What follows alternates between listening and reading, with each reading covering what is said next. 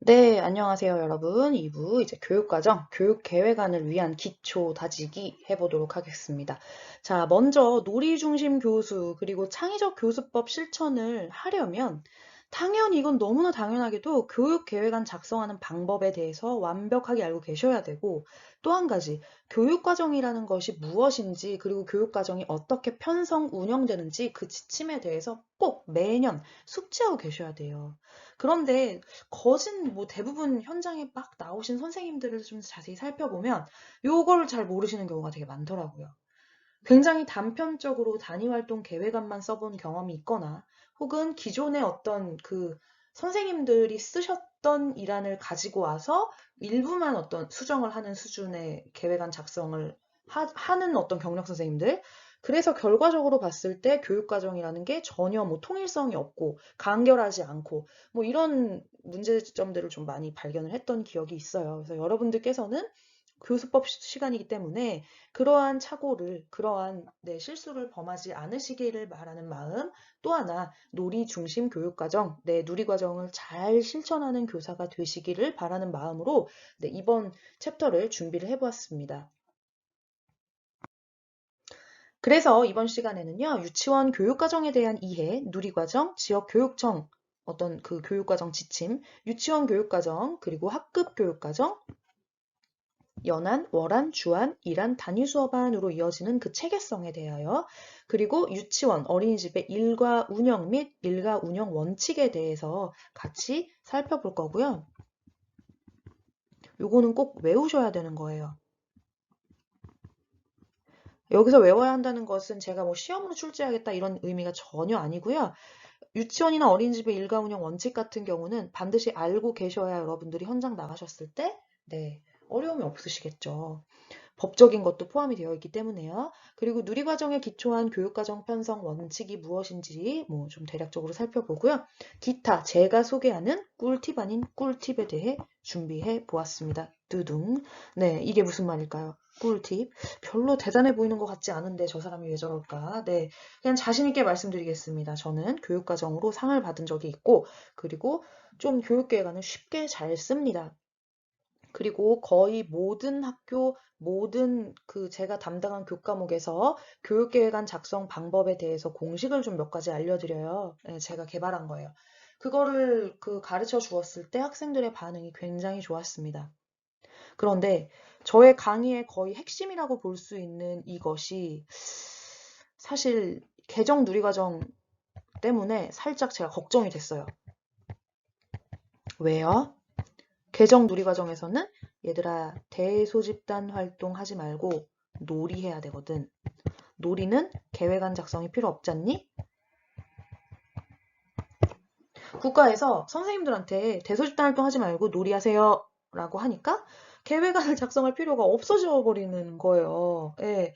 그러다 보니까 제 강의의 거의 핵심인 계획안 작성을 이제 더 이상 써먹을 수가 없나?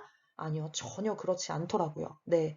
교육부에서 2019 개정 누리과정에 뭐라고 표기를 해놨냐 하면 놀이가 너무나 중요하고 필요하고 아이들은 놀이를 통해 세상을 배운다 라고 하지만 그 놀이의 중요성을 강조는 하지만 그럼에도 불구하고 대소집단 활동이 일과에 꼭 포함이 되어 있다는 거예요.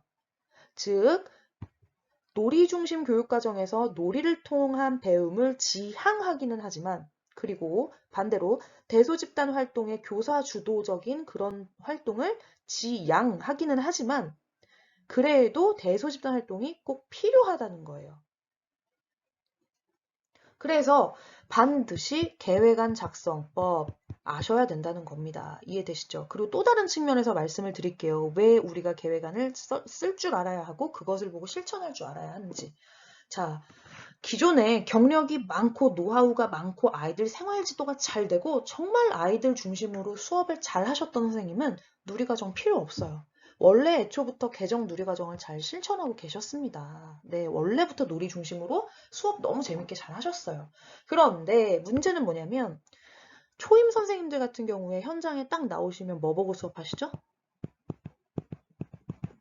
네, 뭔가 바이블이 필요하잖아. 뭘 보고? 그거에 따라서 왜 이렇게 TCTC까지 써 있는 거 보고 대학이나 유아교사 양성 과정에선 연습하시잖아요. 그거랑 초임 선생님들 처음에 수업 장악이나 첫 시도하실 때 크게 다르지 않단 말이에요. 그럼 뭐가 꼭 필요한 거예요? 계획안을 보고 그 계획안에 기초한 아주 기본적인 수업이라도 실천을 잘 하셔야 되는데 이게 갑자기 그 놀이중심 교육과정이 되면서 계획안이 사라져버리면 네, 이분들이 수업을 전개하기 굉장히 어려워진다는 거예요. 매뉴얼이 없기 때문에. 네. 그래서 반드시 교육계획안 작성, 교육과정에 대한 이해는 중요합니다, 여러분. 꼭 초임교사이기 때문에 중요한 것이 아니고요. 네, 매우 매우 중요하고 그런 데 있어서 저를 만난 것은 굉장히 행운입니다, 여러분. 제가 오늘 아주 차근차근 말씀을 잘 가르쳐 드릴 거고, 오늘 하다가 시간 관계상 마저 못하는 부분에 대해서는 제가 추후에 현장 강의 때 더 보완을 해서 설명을 해드리도록 할게요. 더 재밌게 해드릴게요. 지금 이게 원격 강의라서 제가 굉장히 말도 필터링을 많이 하고 있고, 또 교육계획안 작성할 때 있어서 제가 막 여러 짤이나 사진 같은 거 많이 갖고 오는데, 그게 저작권과 연관이 있어서 지금 못 가지고 오는 점, 네, 죄송합니다. 그래서 현장 강의 때 좀 더 자세히 말씀드리도록 할게요. 자, 교재가 있다면 가장 후반부에 부록을 펴주시면 되겠습니다. 자, 부록을 펴주시면 되겠습니다. 네, 여러분. 그럼 지금부터 우리 교재 부록의 놀이중심 교수 실천을 위한 기초 다지기 페이지를 펴볼게요. 네, 제일 후반부에 있습니다. 자, 하나, 교육계획안은 왜 쓰는가? 자, 셀프 체크예요. 나의 교육계획안 작성 평점을 준다면 별 5개 중에 몇 점을 줄 것인지 한번 그냥 딱 생각을 해보세요. 주어진 빈 교육계획안 틀에 자유주제로 단위활동 계획안을 작성해보고 나의 교육계획안 작성 능력은 몇 점인지 평가해보세요. 자, 제가 아까 전에 말씀드렸죠. 저 교육계획안 되게 잘 쓴다고. 그럼에도 불구하고 이렇게 빈 양식의 계획안을 보면 숨이 좀 막혀와요. 네, 부담스러워요. 여러분들 어떠신가요? 보니까 막 너무나 편안하신가요? 네, 아마 대부분의 선생님들은 그렇지 않으실 것 같아요. 일단 활동 유형과 활동 형태의 차이 아시나요? 활동 유형과 활동 형태의 차이. 네, 활동 유형이 바로 대소집단 활동의 유형입니다. 그리고 활동 형태는 대소집단 활동 그리고 집단 크기입니다. 글자가 잘 안 보이셔도 제가 말로 다 설명을 하기 때문에 감안해서 들어주세요. 여기서 말하는 활동 유형이라는 건 대소집단 활동의 유형, 즉 이야기 나누기냐, 동화 동시냐, 미술 활동이냐, 네, 이러한 것들을 의미하고 활동 형태를 작성하는 형태는 이래요. 대집단, 네, 대집단, 이야기 나누기, 대집단.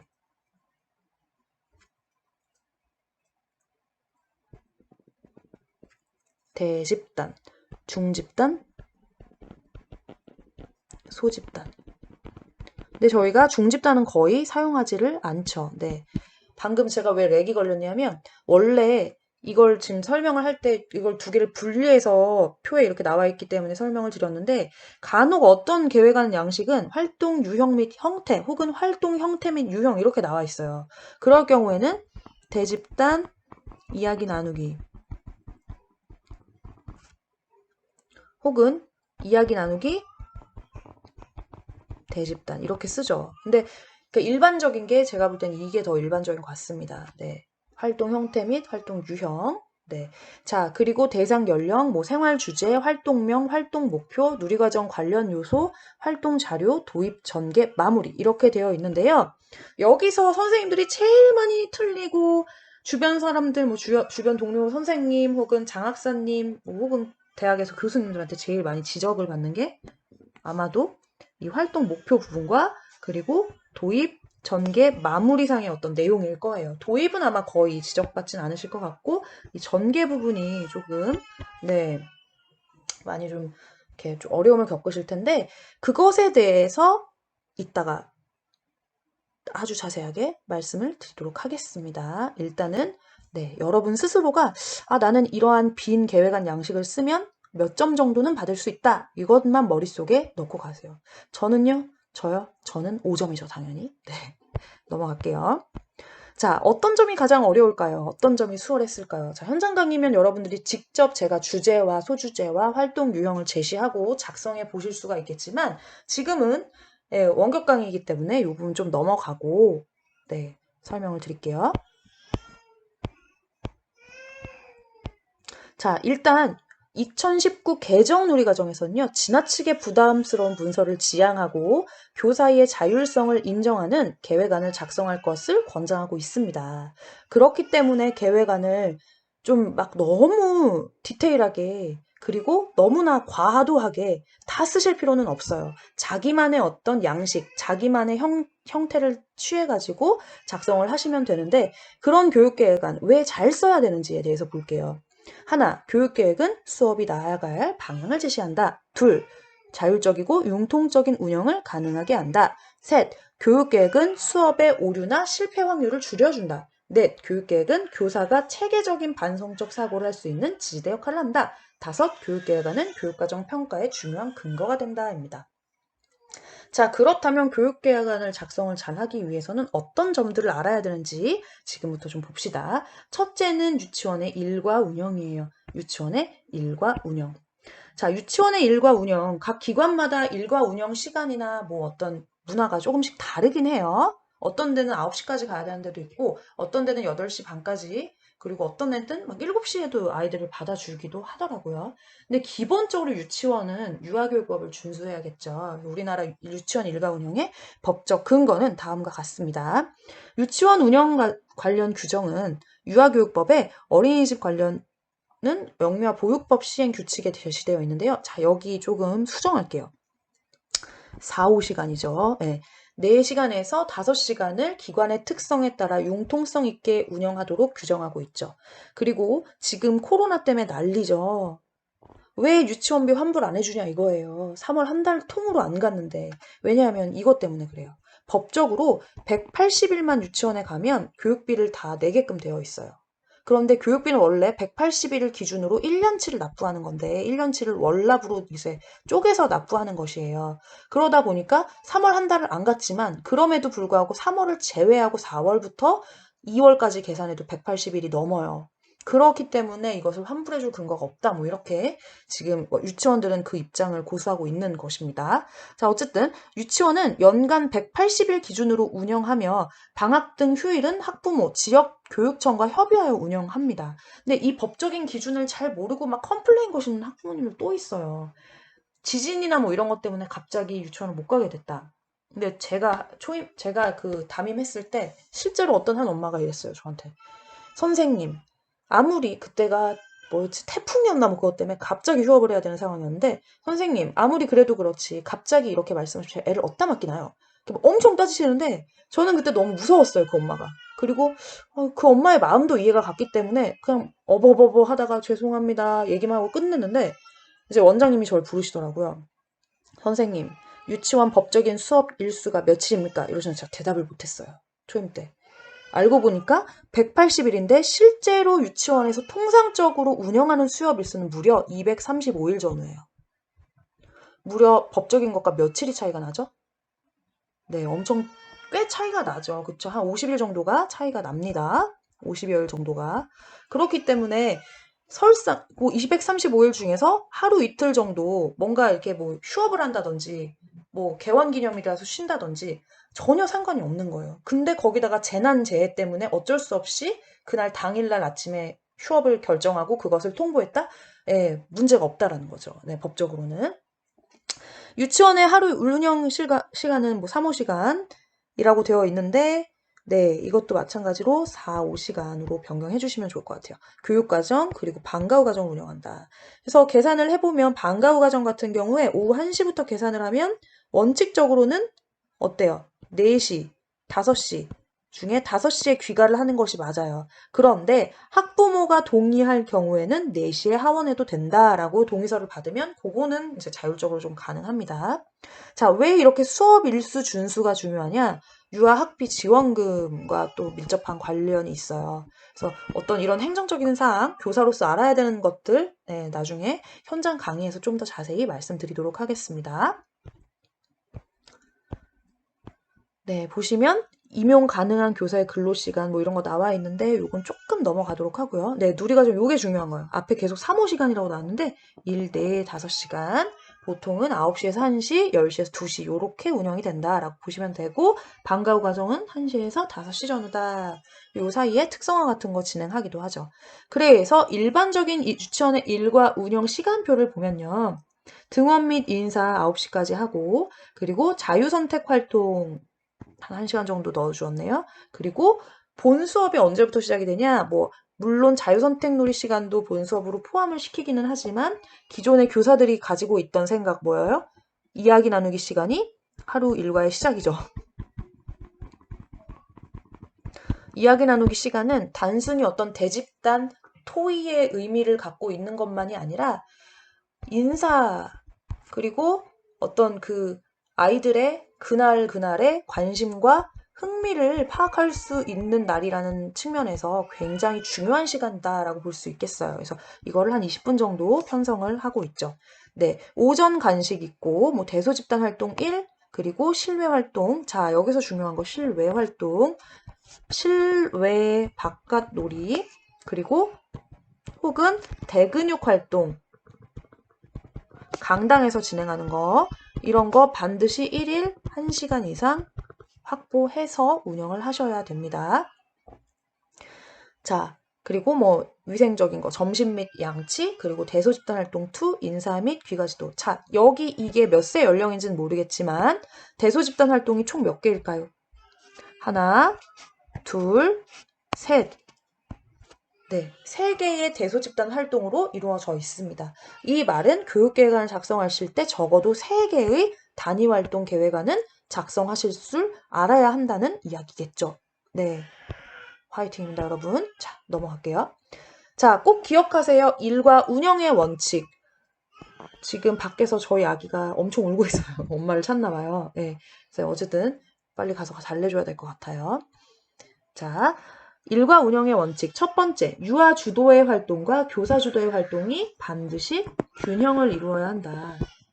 유아 주도의 활동과 교사 주도의 활동이 균형을 이루어야 하고, 또 하나, 실내 활동과 실외 활동이 균형을 이루어야 하고, 그 다음에 놀이와 학습과 휴식이 균형을 이루어야 한다는데, 요거는 조금 2019 개정 누리과정에서는 어폐가 있죠. 왜요? 학습과 놀이는 어때요? 동일하다고 보았기 때문에. 네, 아이들은 놀이를 통해 학습이 일어난다고 보았기 때문에 이 부분은 삭제를 하도록 할게요. 이건 그닥 지금 교육과정하고는 맞지 않는 이야기인 것 같아요. 그 다음 정적인 놀이와 동적인 놀이, 그리고 하루에 반드시 지식, 기능, 태도라고 누리과정에 나와 있죠. 지식, 기술, 태도가 이루어져야 한다. 그 다음 전이 활동이 굉장히 중요하고 아이들의 발달 수준과 흥미, 요구를 맞춰야 한다. 마지막으로 관찰, 그리고 평가, 학부모의 요구가 모두 반영되어야 한다. 자, 여기에 일과 운영의 원칙이라고 했는데 이게 바로 교육과정 편성의 원칙이에요. 교육과정 편성의 원칙. 그래서 그냥 너무 중요하기 때문에 여기 있는 내용들은 다 외우셔야 돼요. 그냥 당연히 알고 계셔야 되는 그런 내용이다라고 감히 말씀드립니다. 자, 그 다음부터 나오는 내용이 유아 교수학습 방법인데요. 이 부분은 하지 않을게요. 하지 않고 본격적으로 교육 계획안 작성하는 거에 대해서 좀 넘어가도록 하겠습니다. 네, 여기가 되게 중요합니다. 교과교육 개념 이해. 교과교육 개념 이해.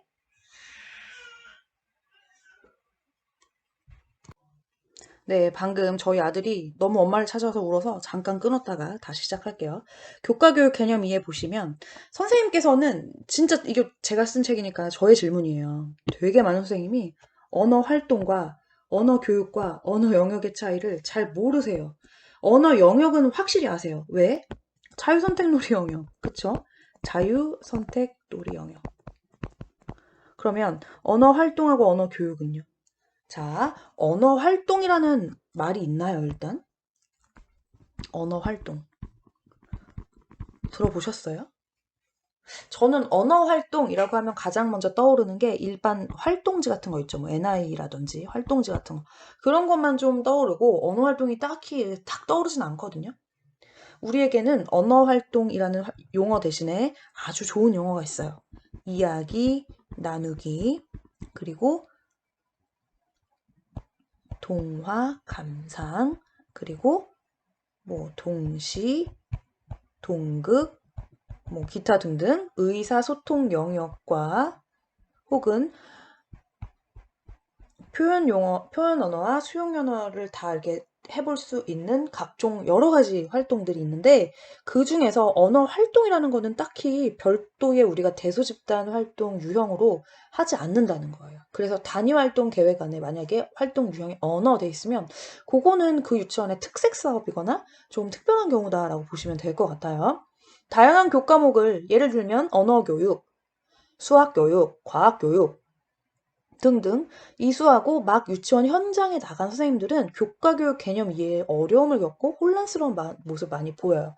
예를 들어 이야기 나누기, 동시, 동극 등은 각각의 활동으로 유아 언어교육의 범주에 포함된 대소집단이라고 할 수 있는 반면 언어 영역은 자유선택 놀이 시 유아가 자발적으로 참여하게 되는 다양한 언어 활동을 위한 영역이라고 볼 수 있어요. 자, 이제 그 차이가 좀 이해가 되시나요? 이 부분 너무 중요하기 때문에 네, 같이 봐주시고 요거에 대한 개념을 위해서 제가 그림을 하나 만들었어요. 물론 모든 활동 유형들이 다 포함되어 있는 건 아닌데 우리가 대학에서 전공 교과를 배울 땐 이렇게 배우죠. 네. 유아 동작교육, 유아 언어교육, 문학교육, 사회교육, 음악교육, 미술교육, 과학교육, 수학교육. 근데 자세히 보시면 사회교육도 마찬가지예요. 사회활동이란 거 없잖아요. 그쵸? 사회활동 대신에 뭐 어떤 문제 상황, 도덕적인 어떤 그런 거에 대해서 이야기 나누기를 한다든지, 게임을 해본다든지, 뭐 우리 집에 도둑이 들면 어떻게 해야 될까? 뭐 그런 식으로 게임 활동을 전개한다든지, 현장학습, 기타 등등이 있고요. 자, 여기서 우리가 혼재될 수 있는 개념이 바로 이거예요.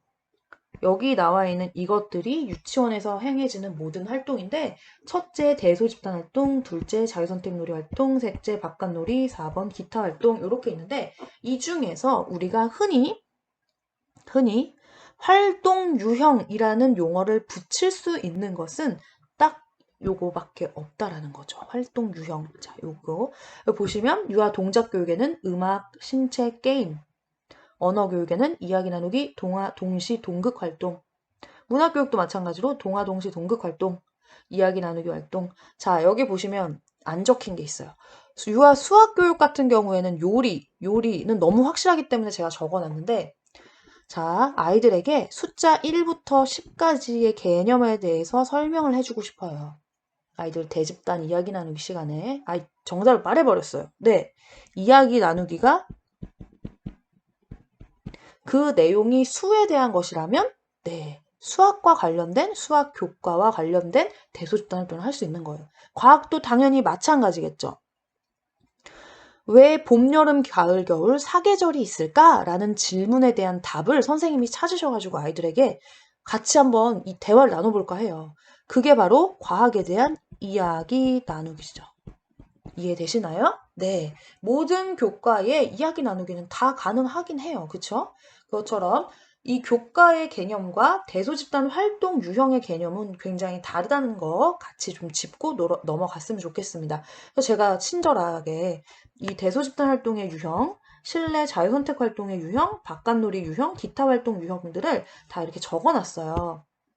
그래서 요거 먼저 보시고 오늘 수업은 여기까지 마무리하도록 하고 지금 오늘로 개학 연기가 4월 6일까지로 연장된다고 전국의 초중고 같은 경우는 유초중고는 근데 대학은 사실 아직 확답이 안 나서 어떻게 될지 모르겠는데 만약 3주차도 원격 강의를 진행해야 한다고 한다면 3주차 시작하기 전에 제가 교육 계획안의 유형부터 다시 다뤄드리도록 하겠습니다. 네, 오늘도 고생 많으셨고, 네, 원격 강의 잘 들어주셔서 감사합니다.